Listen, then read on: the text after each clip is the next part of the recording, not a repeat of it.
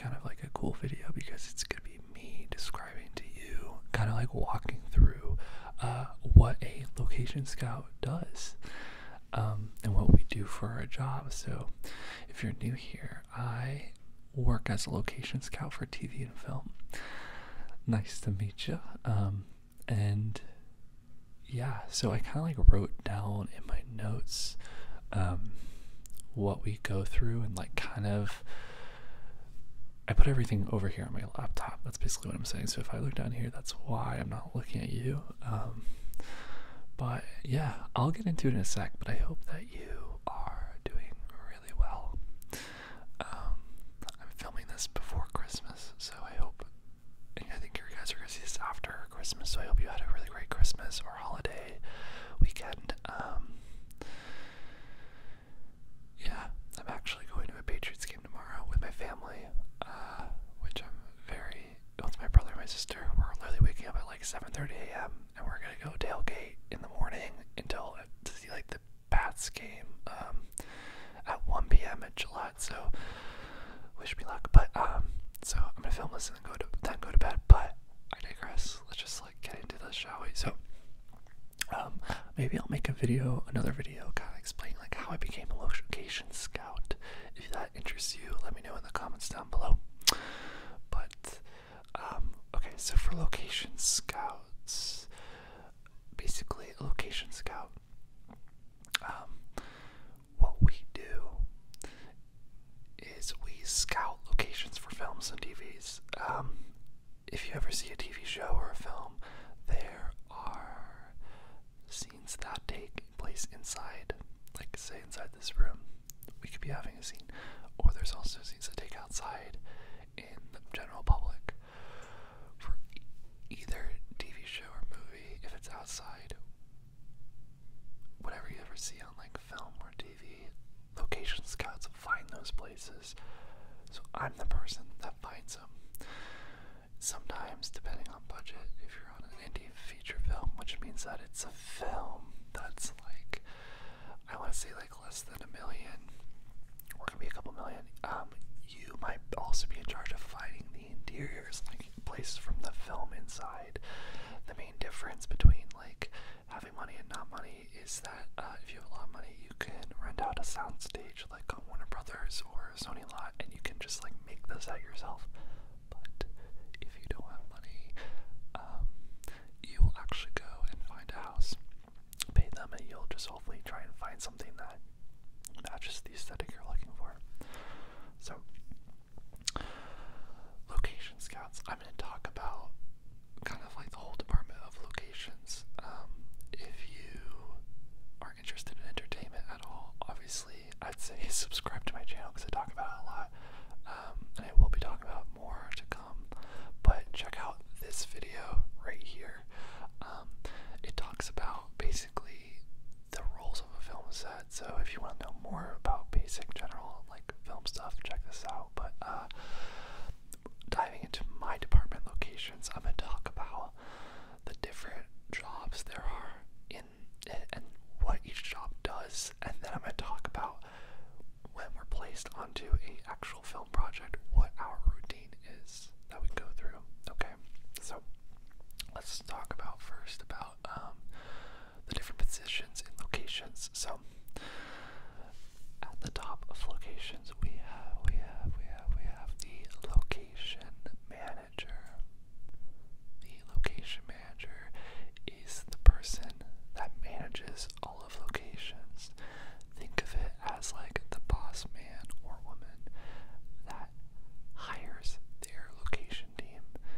So I talked about this before, but there's a UPM, a unit production manager, is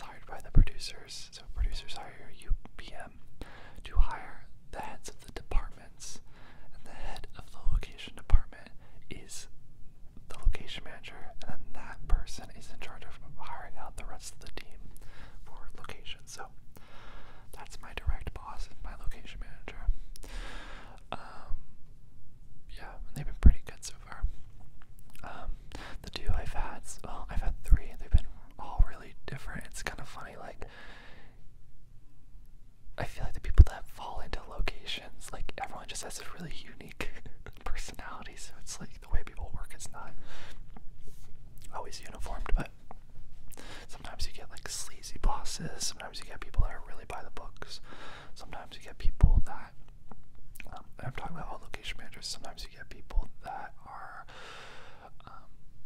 like kind of on the edge, knowing how to like save money because their job as location manager, they hire the crew, but they're also in charge of budget. So how that works is the UPM gives them a budget, be like locations, you have, I don't know, I'm gonna make something up like 100K for this whole project. I'm gonna have you, if you're the location manager, I'll be like, I'd have you use it however you want. We have like, if it's a TV show, we have 8 episodes. We have all these locations we want, you know, disperse the money accordingly. So the location managers are really in charge of budgeting, and just making sure everything runs smoothly. There's usually just one location manager. I've been on a show like The Flight Attendant where we've had 2.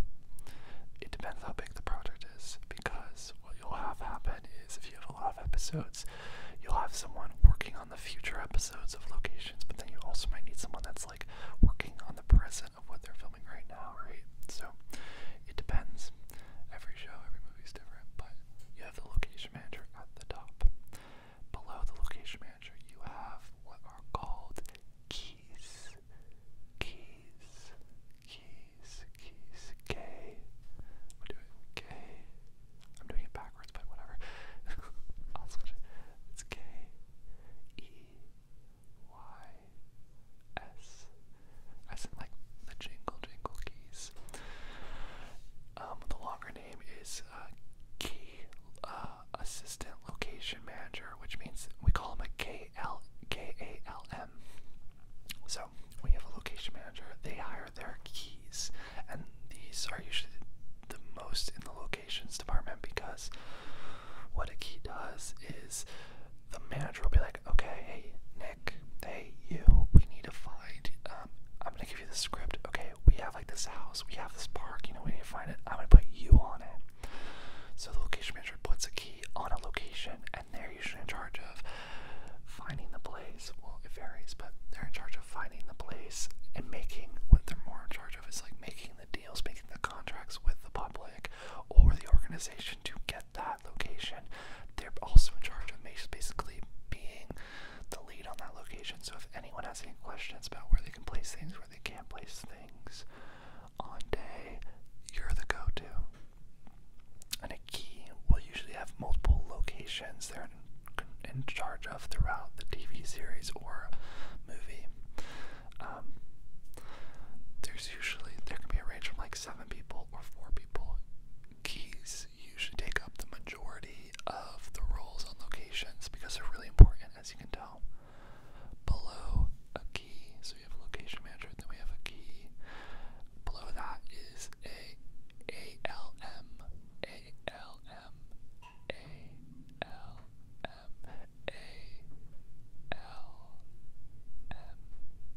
which means Assistant Location Manager.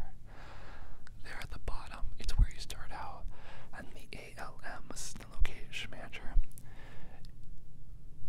they aren't in charge of the locations. What they do is they're usually called like the closer.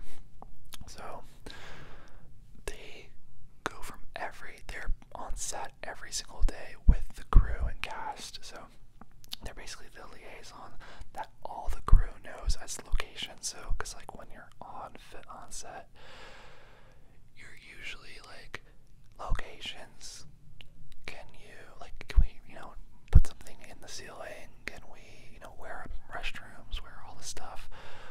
Locations are in charge of vendors. I can get into that in a few, but we're in charge of like making sure bathrooms are there, dumpsters are there, catering, food, just making sure everything can work in this environment, because we're basically picking up and moving to different environments, locations, and we have to make it seem very similar every time. So, cast and crew know what they're doing.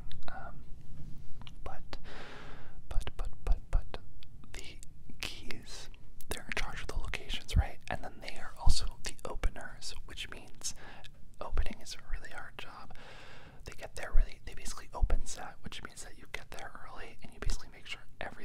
vendors are there, and then you help land companies. So like you'll land base camp with like all the trailers. You'll make sure cast and crew all know where like set is, where everything is. You basically land everyone, and then opening's done, and then you bring on a closer, an ALM, who comes in like 10, maybe 2 hours after, relieves the opener and stays like an hour or two after set, and they close the location. So like there'll be last person on location. There's usually like what they call like a site rep.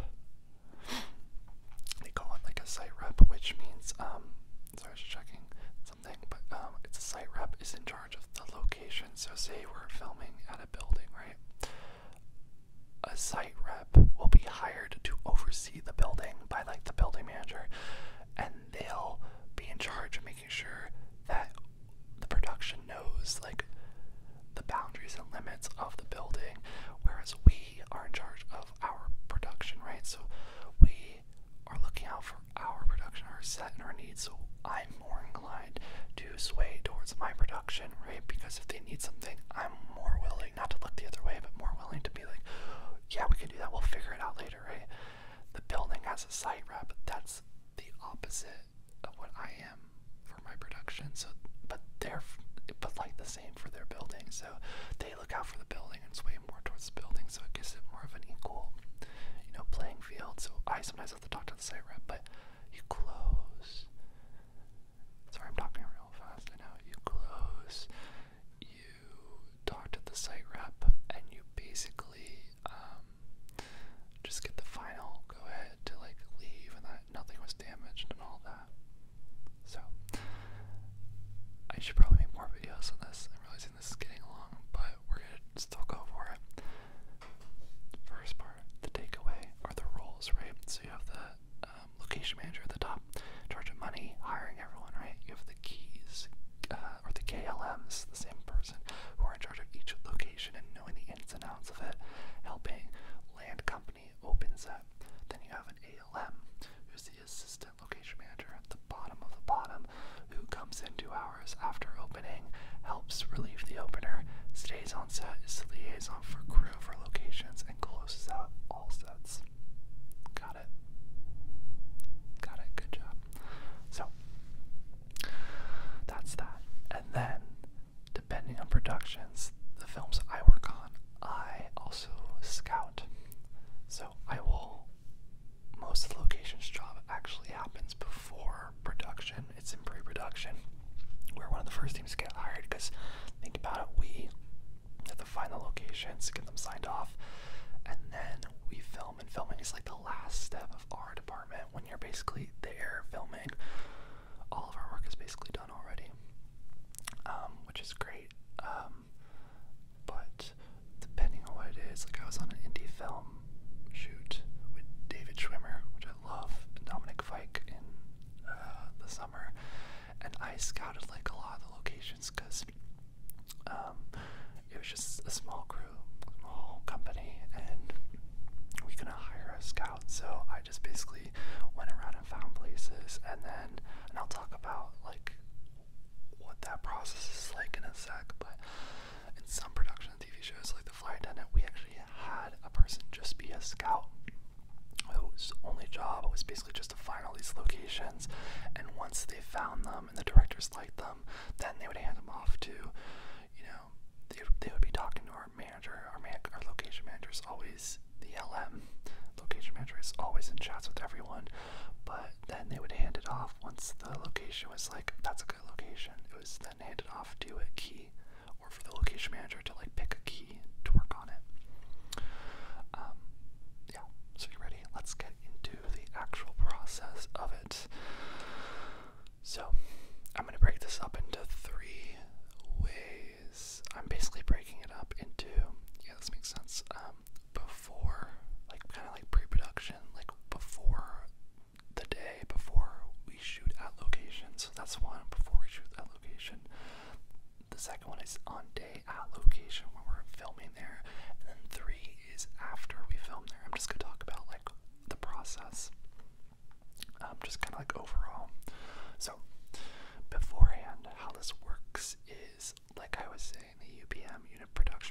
is hired by producers, right? Producers hire UPM to basically be like, hey, hire the crew. That woman or man will hire all the heads of the departments, so like locations, art, electric, all of them, crafty, and then they will hire the rest, right? Locations gets brought on, I want to say, my last film I was brought on, I think around 2 weeks before shooting, maybe 3. It's usually like a month before, and what they do is, it's cool because like your location manager, if they like you and it works well, they will bring you on for different projects, right? So like I'm linked up with mine and we'll go from project to project, although I've worked for multiple location managers. And what we do is we get the script. So the first thing that happens when I get brought on is my location manager is usually brought on ahead of time, and then it's a really interesting machine because they only bring you on when they need you. Because think about it, they're paying you, so, and everyone's really tight on budget, so they only bring you on when they really need you. So when they bring you on, you kind of just get thrown into it. But what happens is you sign an NDA. Basically, you can't talk about anything about the script, about like what's happening with it. And then you sign it, and then they send you the script. My boss will have me read the script to familiarize, but sometimes right away, like on my last thing, he was like, hey Nick, can you go out to the valley and like look for this type of house? The script, depending on the creative team, the director and everyone, there's sometimes certain locations where they have a really intense vision, and they will give you samples and be like, hey, we want something just like this, can you do it? And depending on your location manager, if they're good one, they actually will sometimes be like, oh, I know the perfect place, let's film here, we've done it before, we can get a great deal. Hector, my last location manager, was great at that.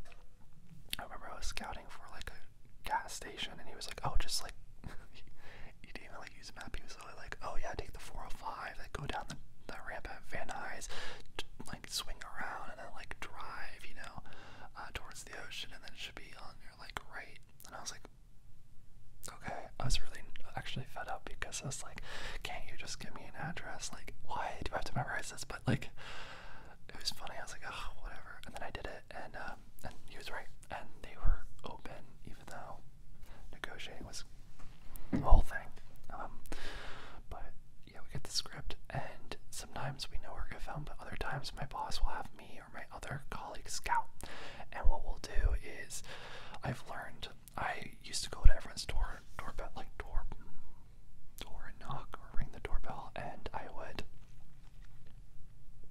basically ask them, be like, hey, we're filming a feature film, starring all this, we'd love to, film in your property, would you be interested at all? And then they, ask a little bit more. Some people think you're not real. What I've learned, that was like a lot of walking, a lot of freaking out. What I've learned to do is I'll actually make paper signs that's like, hey, we're looking for this type of place, you seem to fit the description, reach back out if you're interested. And I literally will just like put them on all these walls, like on all these doors in neighborhoods, and I would just do that, and then I'd wait for the calls to come in. So you first get in, you basically first start scouting.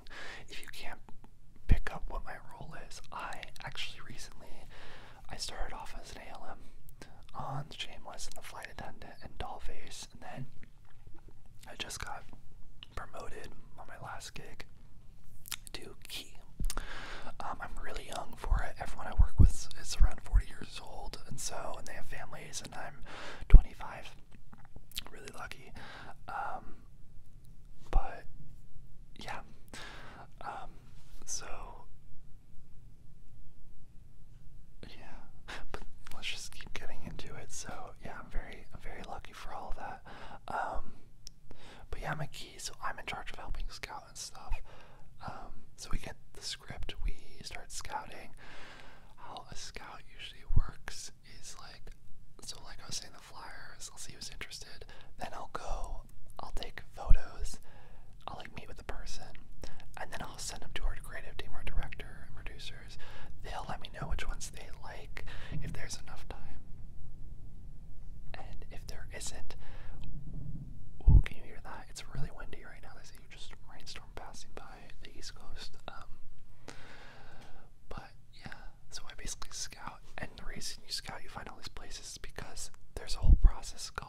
scouts, what happens is I find all the properties, my whole team finds all the properties or locations, then we do a director's scout. We bring the director and the producers, and this is cool because like the whole team actually isn't hired out yet. Like we don't know like the PAs or like necessarily the AD yet. Like it's just the directors, creative heads. Like we're really early on in the process, and we basically go through all the locations with them. We go, you know, we're like, hey, what do you think about this option or this option for this person or whatever? Like, what about this, right? We'll get their take on it. It's just kind of like to sense them, right? And then that's all for, we do the director scout, and then we have to finalize, like in a week or two, all the other locations. And then we do what's called a tech scout. And a tech scout, or we go with the director and the AD, and then all the heads of the departments, they come with us. And locations is like our most stressful thing. We run it, so it's like we spend 2 days going from like 6 a.m. to 6 p.m. and we on an itinerary, we write all the locations that we're doing in the film. We write the addresses. It's called like a tech booklet. The addresses, the times at each address, and like we rent out a bus, or sometimes they take their own cars, vehicles, and we go from location to location, basically showing everyone where we're going to be filming everything. We are in charge of lunch. We take them for lunch. We have like a cooler with drinks and everything. We're basically their liaisons to see all the locations. Because if you think about it, these people, they actually usually just jump onto the film or TV, and then we take them on a scout. So it's like we're introducing them to the world. But meanwhile, to get there, the week or two before is super stressful because what we do is like we first have to find people that are interested, right? Then we have to make sure the directors like it. That's a whole other thing. And then when that lines up, we have to create contracts. So I'm in charge of writing up a contract. So I have to negotiate, and this can be fun. I negotiate with the homeowners or the building manager, and I tell them, you know, my boss will be like, I'll be like, hey Hector, like how much can we have for this? And he's like, let's aim for, you know, $1,000, or like let's aim low, and I'll negotiate with the person.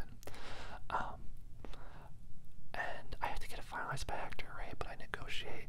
We have this kind of talking back and forth, and it's an interesting seeing, like, some people are really stingy about money, some people aren't. But if that all goes through, if they choose, you know, they're like, oh, we'd love to do it. Sounds like a great price. If Hector's like, that's good. And then what I do is I start paperwork. I send them a contract to write, to sign, and then I also will start the paperwork, and I'll send all this information to our office manager to get basically like insurance covered, to get checks processed, because you want to make sure they get money before we film there, and make sure, you know, like we legally can be there. And you know, another thing that keys do that I need to work better on is we also, it's just crazy, we do so much. It's like we do the locations, and then we also have to get everything permitted, right? So think about this. When we're outside, we have the permit to shoot outside for the public, right? Because what happens is when we go through Film LA, which is the permitting service, what they do is they inform everyone in the community that we're going to be filming, and it allows everyone in the community to, you know, talk about concerns. For instance, we'll be in a neighborhood, and like someone will write back to Film LA, and they'll be like, hey, I'm handicapped, like they need to leave like this driveway open, or like this parking spot. So we're aware, so on day of, we make accommodations, right? That's just good practice. Film LA, they'll literally have a person go to every door and leave like a paper, kind of like what I do, but they'll also knock on the doors and see who answers, and they have a whole checklist on like seeing like who responded and who didn't. We have an interesting relationship with Film LA, last location people, because they are in charge of what stop us sometimes from filming. They can shut us down, and so they're important, but we also weirdly despise them too, because sometimes they bring them on set, like they're called not watchers, but they like oversee, monitor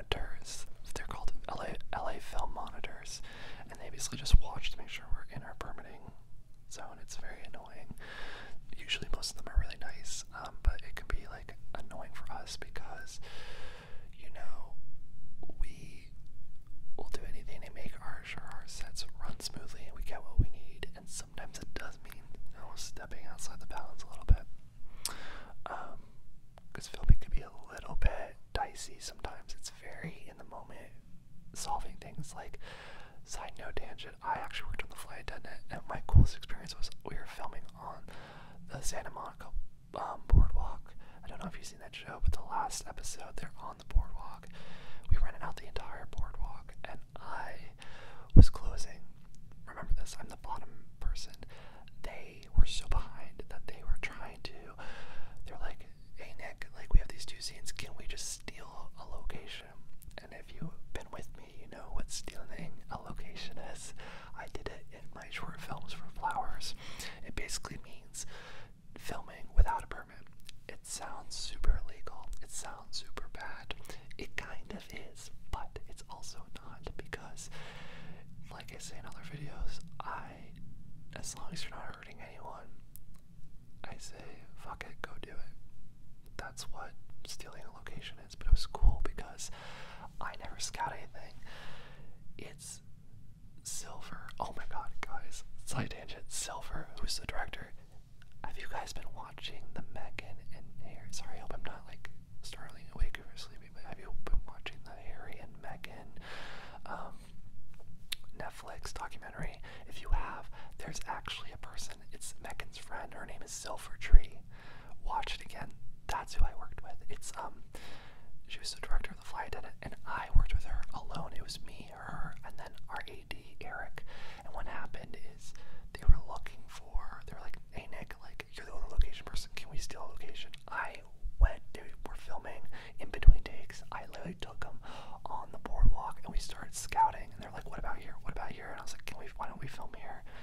Which was really cool. So that's how crazy filming can get. Sometimes you're really far behind schedule and you just kind of gotta jump and do something else. And I think that's actually what I really love about this industry, is how creative it is. Every person in this industry is creative and knows how to problem solve, and it's all about problem solving on day, but it can be very stressful if you have film LA monitors. Yeah, so we do permitting, we do contracts negotiation, we do insurance, like making sure everything's lined up. We do our scouts, and then the last thing we do before we actually shoot there, get them paid off, right? We do a thing called a logistics meeting, which means locations run this too. It's our manager runs it. It's usually over Zoom, and we'll go through the locations that they just saw in the tech scouts, so they saw them in person, right? And we usually, in person, when we're doing tech scouts, we give them a packet where they can write notes. So the reason for that is we'll go to locations, and each department head is focusing only on their department, right? Like electric is thinking, where can we place a generator? Can we put lights up here? Can we do that? Art is thinking, okay, I see this door frame, how are we gonna match it? Can we steal, like, you know, the paint color? What's the paint color? It's all that stuff. So they're all in their own heads. We do the logistics meeting, which is a PowerPoint with what we call overheads. Overheads are literally just an overhead of the location, and we, as keys, will send them to our manager, and they basically will show where we have things permitted, like streets for street parking, because we need our vehicles, trucks to be somewhere. Also where a generator can live for electricity. We basically have an overhead of a map of the location, and we go through all of the locations. It's a very long meeting, but we go through it because it's called logistics, because we talk about, hey, as the departments, is there any last issues you might have, or any questions you might have about each location? Because at this point, everything's almost locked in, and it's like maybe we're a week or a couple days away from shooting. So this is the last call, you know, for our department. Like, do you guys know what you're doing? Because once we're in, like, we might not be able to ask or change things.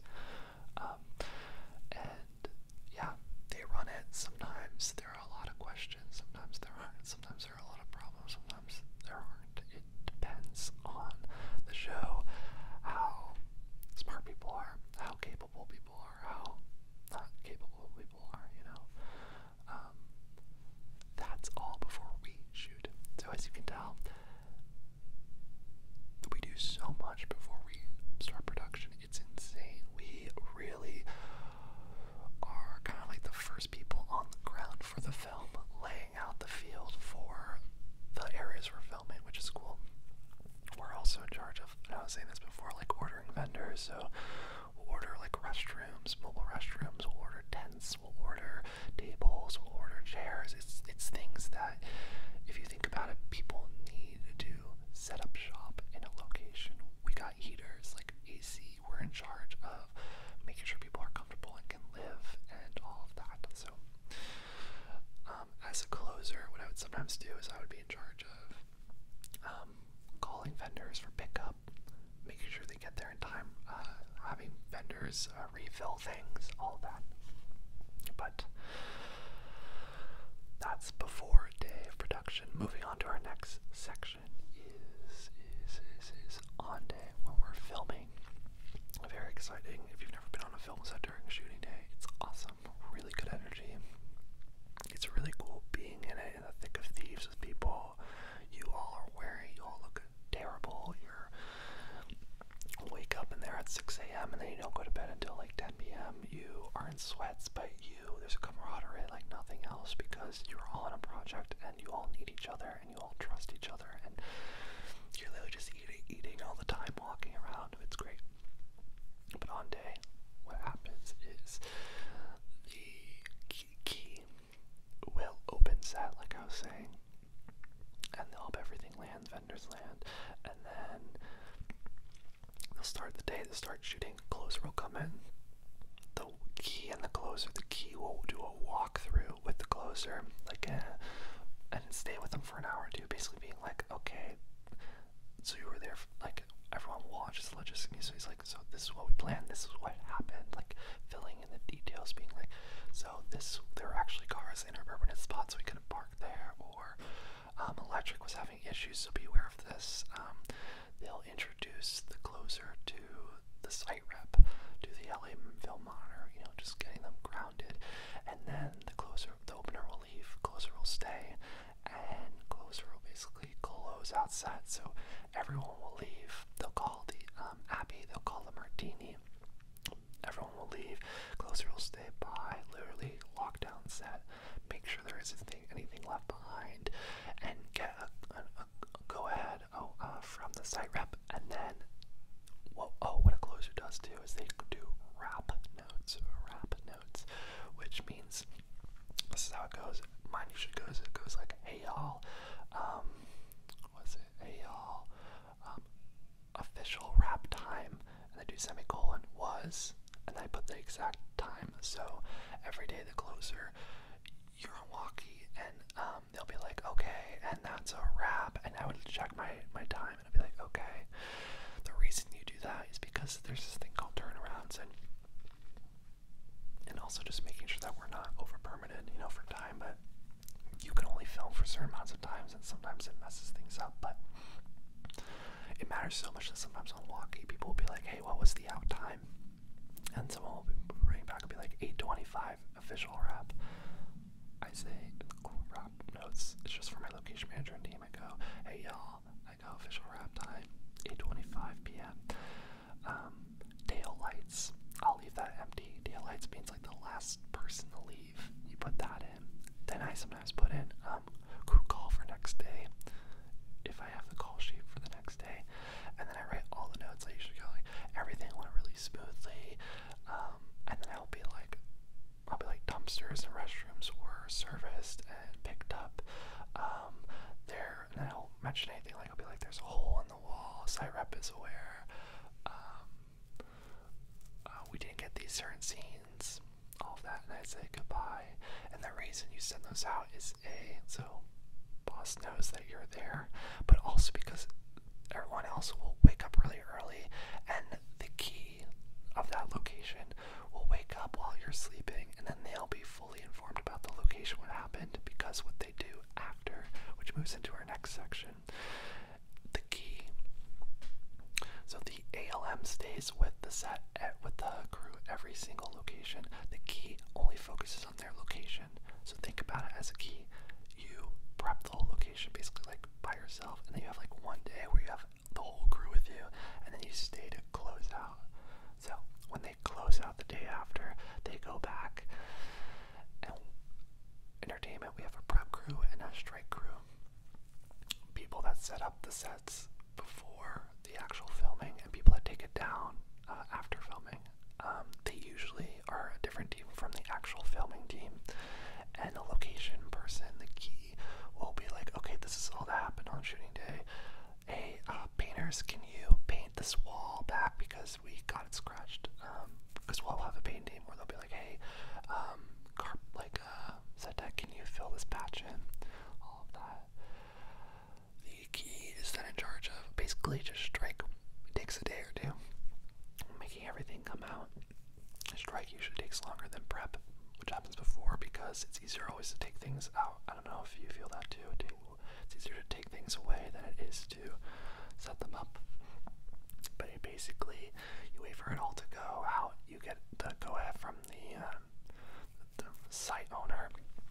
Make sure they're paid, and then you're on to the next location, and that's that. And by that time, the ALM's already on to the next location, and then the ALM wakes up, goes to the location, and just gets a walkthrough from the new key. So think about it, if you're an ALM, you're every day you're with someone new on the key. Every day you're always being informed about like what the new set is and everything, and it can be a little stressful because you're always meeting new site reps and you are the liaison from production to the property, so you feel like you have to know everything. A little stressful, but it's not too bad. But yeah, that's actually pretty much it for locations and the day, the starting day from like before filming to the day of filming until after. As you can tell, we do a lot more before filming. And then, yeah, that's basically it. Yeah, I think that's basically it. Obviously, if you have any questions about this, or if anything that makes sense, feel free to leave it down in the comments and I'll answer it.